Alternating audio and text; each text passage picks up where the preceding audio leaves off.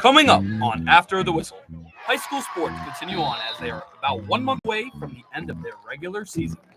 Plus, a look at what to expect for both Penn State men's and women's lacrosse as they head into their Big Ten tournaments. And a look into which former Penn Staters will be waiting to hear their names get called on draft night. All that and more coming up on After the Whistle.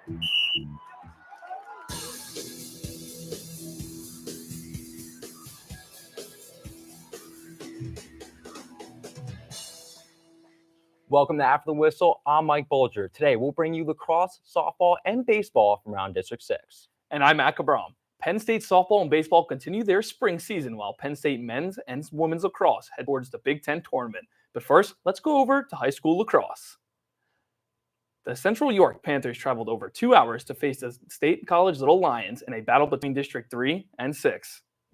The 10-1 Panthers looked to take the big win over the undefeated Little Lions. First goal of the game was by Ty Salazar to put State College up 1-0. 9 minutes left into the second quarter, AJ Basile would score to tie the game up at 3. Look at him go top shelf for that one. Oh yeah, Mike. Jumping to the fourth quarter, Kiran Gupta would send it to the goal to make it 11-8 Little Lions. Casual bounce shot right there. The last goal of the game would come from State College's Tennyson Banks for them to take the win. The Little Lions stay undefeated with a 12-9 win over the Panthers. Both teams played on Tuesday as State College had their first loss of the season and moved to 10-1, while Central York won and moves to 11-2. Heading over to the baseball now, Mifflin County Huskies travel to State College on Monday. Beautiful day for some baseball in Happy Valley. Starting lineups being announced prior to this one. Jumping to the top of the second, Mifco already up 5-0 when Ty Blank punches one right past the second baseman. This was scored 2 runs to cap off a 7-run inning. To the top of the fourth now, Huskies up 8-2. This pitch gets by the catcher and he cannot find it, which allows Jaden Smith to score, making it 9-2 Mifflin County. Flipping to the bottom of the fourth, State College down 9-2. Jensen Chestnut tomahawks this one over the head of left fielder for a double, but State College would leave him on base and would be unable to bring him in. Now to the bottom of the fifth, Little Lions looking to rally down 9-3. Logan Shannon smashes this pitch down left field line, and it would go through the fence for a ground rule double, which then he would score, making it 9-4. The Little Lions would score 2 more, but Mifflin County would drive in 2 of their own to take this one by a final score of 11-6. With this win, the Huskies improved to 4-4 on the season, and State College drops to 5-5. Both teams are currently in action, with State College facing Chambersburg and Mifflin County battling Altoona. Bellefonte has had a 6-1 record over Hollidaysburg since 2016. We look back to this Monday to see if the Golden Tigers were able to prevail on home turf. The Red Raiders visit Hollidaysburg for an exciting match with 5 runs each in the first inning alone.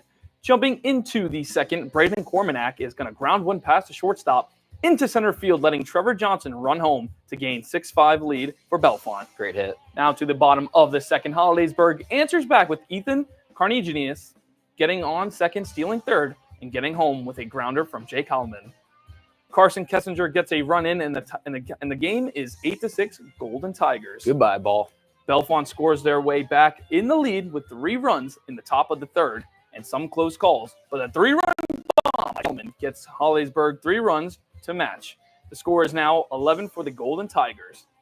Trevor Johnson gets some solid contact and buys himself enough time to get around to third. The crowd is here for it. Into the bottom of the seventh, 2 outs, and it's Ethan Carnegius swinging for the fences. But no, Red Raider Parker Caparella slides to make the catch, sending this one into extra innings. Whew. A high pass to first was all that remained in getting the Red Raiders another tally, growing the tie rate against Hollidaysburg, ending the game 12-11 Bellefonte. Tonight, Hollidaysburg will test their might at Bishop Guilfoyle, and Bellefonte heads to Somerset this Friday. It's a little windy, a little cloudy yesterday, but that did not stop Trinity from traveling to State College for some girls JV lacrosse.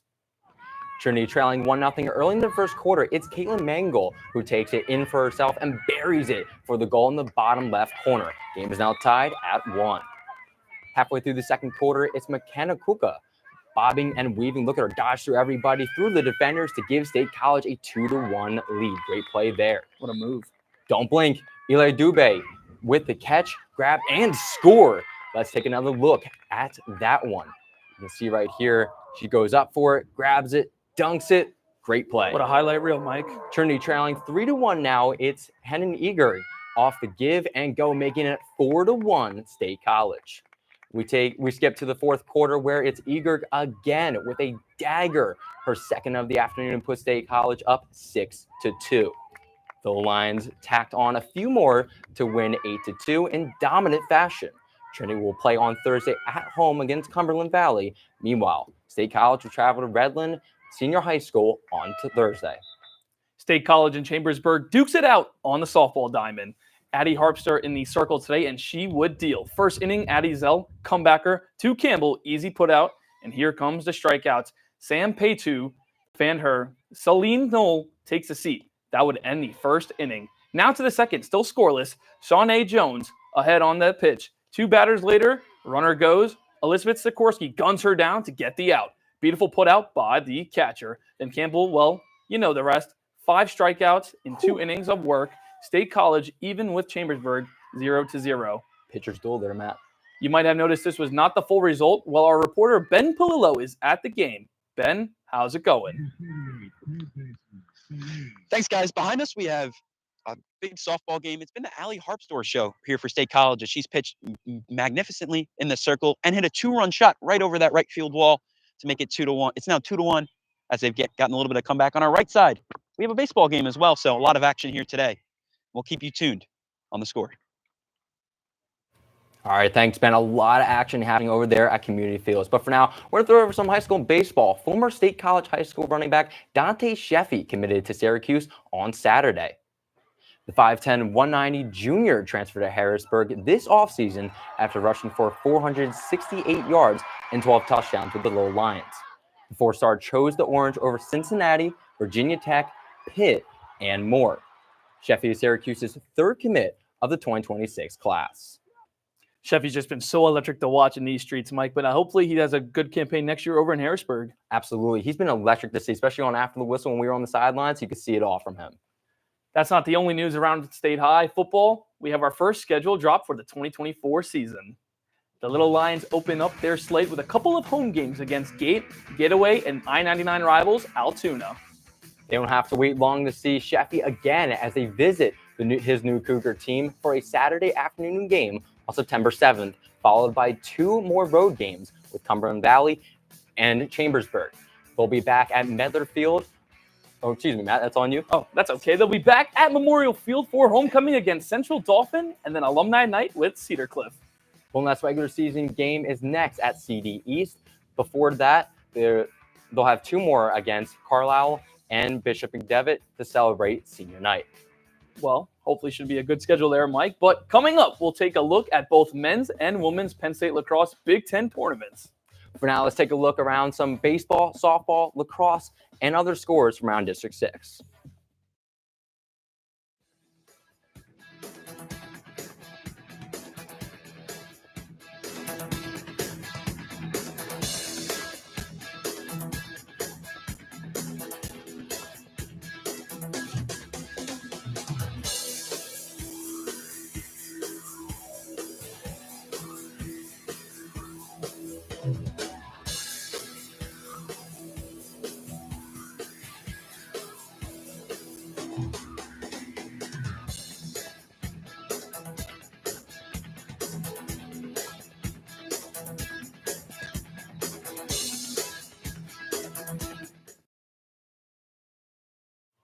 Welcome back to After the Whistle, brought to you by Com Radio, the Center County Report, and Penn State's chapter of Awesome. We will now take a look at Penn State softball against St. Francis. This past Tuesday, the Penn State Nittany Lions hosted the St. Francis Red Flash at Beard Field for a battle between Pennsylvania rivals. The game was also Staff Appreciation Night. We'll go now to the bottom of the second. Giselle Hernandez bunts and reaches on a throwing error by the third baseman, driving in 1 run to put the blue and white up early. Bottom of the 5th now, Liana Jones lays down this bunt, and the play at home, no good. Nittany Lions go up 2-0. Very close call there. Top of the 6th now, Nittany Lions seemingly in trouble. Madeline Wilson drives this one, but it's caught by Hernandez. She's going to tag first for the double play. Amazing play right there. But the red flashes wouldn't go away easily, scoring 2 more in the top of the 7th to force extra innings.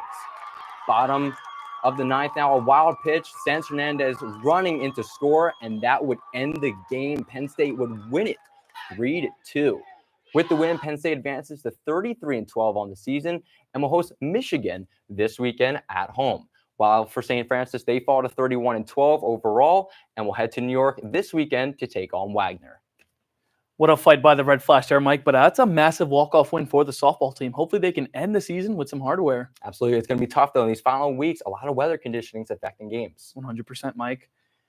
But Penn State baseball was supposed to take on West Virginia today, but the game was canceled this morning.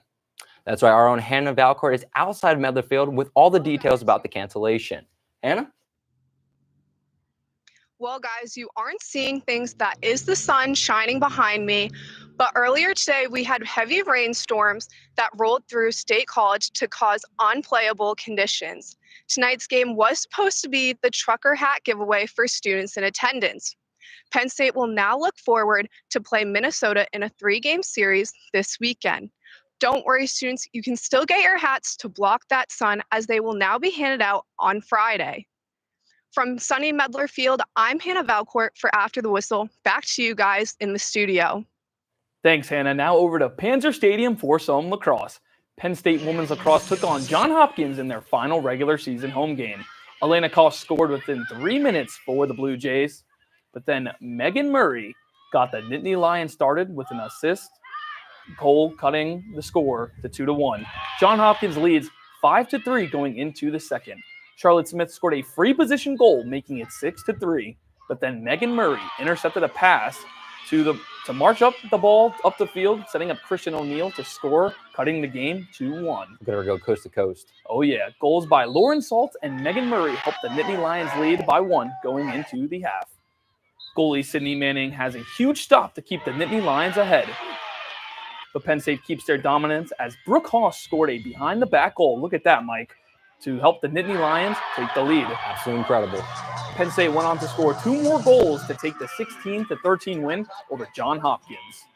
The Nittany Lions moved to 9-6 on their season. They will play Ohio State in the Big Ten tournament at Panzer Stadium on Saturday. Johns Hopkins falls to 10-6 and will face Michigan on Saturday to play in their Big Ten tournament. Sticking at Panzer Stadium, Penn State men's and women's lacrosse capped off the regular seasons last week with dominant wins over conference foes. Now, both teams will gear up for the 2024 Big Ten tournament on Saturday. The men's team finished the regular season with a 9-3 record that earned them the 3 seed in the tournament.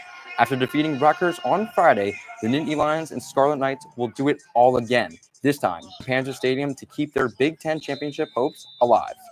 Over the women's team now, Penn State, with that win, secured the 2nd seed after a 9-6 season and a win again over Johns Hopkins. They will face Ohio State and Happy Valley at noon before the men's game. Looking at the women's Big Ten tournament standings, the Blue and White will be joined by 6 other conference teams. Northwestern takes the number 1 spot and will have a first-round bye. The men's lacrosse team will feature 6 total teams in the tournament, with Johns Hopkins and Maryland also getting the byes. As you might remember from last week, the Olympic trial were held in the Bryce Jordan Center last Friday and Saturday. Well, here are the results, and here they are. Here's the official men's Olympic team, which features a very familiar name to Penn Staters, Aaron Brooks. And Mike, this is just a massive Olympic men's team here. Hopefully they can go take home some gold. Absolutely. And Aaron Brooks almost on that same dominant level of Carter Starachi. And everybody knows the success he's had throughout his college career. And now here is the official women's Olympic team. And Mike, that's great that we have an Olympic women's team for wrestling going into, these 2024 Olympics. Absolutely. Last week during media time, they really talked about and honed in on how women's wrestling is getting a lot of recognition, not only at the national stage, but the high school stage. And we've seen that here on After the Whistle. All these names you just saw will head to Paris this summer for the Olympics to represent the United States. The 2024 NFL Draft is set to kick off on Thursday night in Detroit, with 13 Nittany Lions hoping to hear their name get called. Penn State has 5 offensive, 7 defensive, and 1 special teams player entering the draft. Offensive tackle Olu Fashanu and edge rusher Chopper Robinson are projected first-round picks. You can stay up to date on the draft and where former Penn Staters go on Com Radio's NFL Draft Show, airing on Thursday and Friday evenings. Hopefully, Mike, we see some of those blue and white players get drafted into the league. I mean, we've been here with them in school, and now we get to follow them for the rest of the time in the NFL. Absolutely. And seeing how that season ended last year, they're looking for a high note in their offseason. 100%. But as the end of Penn State year is this week, this will be after the Whistle's last show until the fall. But it is only right to show you the top 5 plays from January to now. Let's do it. Coming in at number 5, Kyle Hannon sends the ball to the moon and back for a 3-run bomb over the right field wall, and look at that bat flip. Woo! All the way gone.